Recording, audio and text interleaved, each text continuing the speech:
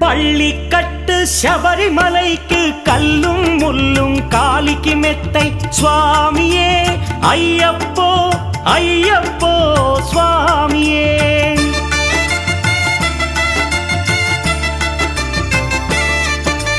பள்ளிக்கட்டு சபரிமலைக்கு கல்லும் முள்ளும் காலிக்கு மெத்தை சுவாமியே ஐயப்போ ஐயப்போ స్వామియే.